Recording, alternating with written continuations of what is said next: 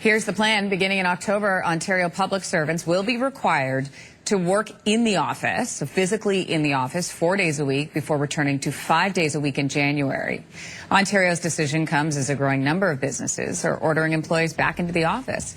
For more on what's behind this move, we're joined by employment lawyer Christopher Achkar. Good morning to you.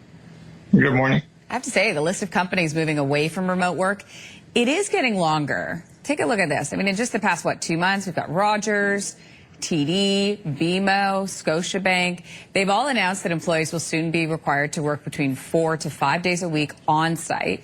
Why do you think we're seeing the push toward returning to the office now? You know, it's hard to tell individually companies why they are making this move back, but some of them simply have real estate that they want to use. Some are saying that productivity is dipping. We don't really know, but it certainly is a trend that is growing. The Ontario Public Service Employees Union is calling this province's decision a, quote, blanket approach. So I'm going to give you a scenario. What if an employee says, you know what, no, I'm not going to go back in 5 days a week? Can they do that?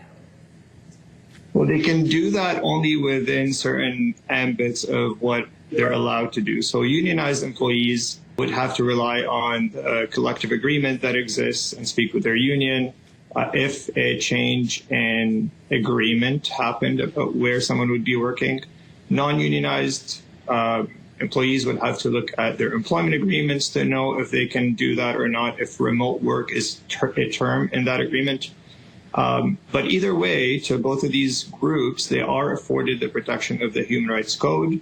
So if they individually cannot return to work for a health reason of some sort, then they can rely on the Human Rights Tribunal to push back against that return. So it is possible if you're non-union and you say no, you could get fired.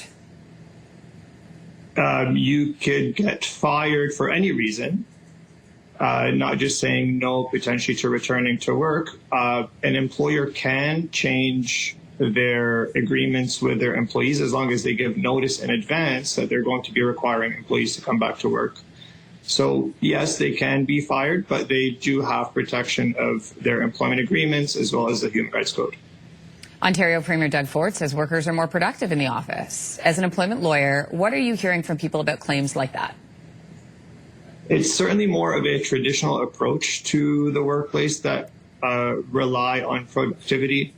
We haven't noticed that we are a bunch of lawyers ourselves, and we all work from home. You have tools like Teams and Zoom and a constant chat system like Slack that you can always be in contact with people and mentor them properly through looking them, through the eyes, sort of just like Premier Ford mentioned.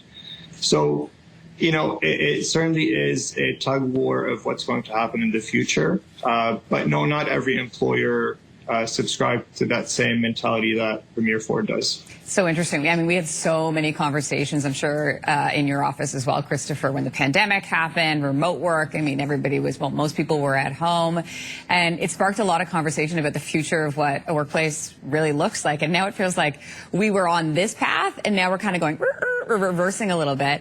I want to give our viewers some stats. So according to Statistics Canada, 12.5% of working Canadians work exclusively from home. Okay, so 12.5%. 11.5% have a hybrid work model. If more companies announce a return to work, I mean, how could that affect Canada's labor market? It's certainly going to be unfolding in a way that we don't really know. Many employees are looking for exclusively remote workplaces.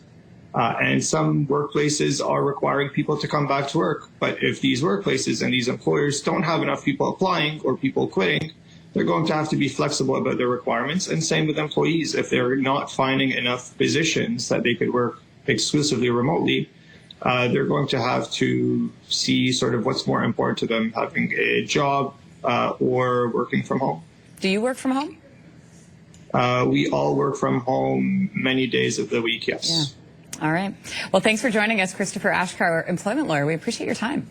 My pleasure. Thank you.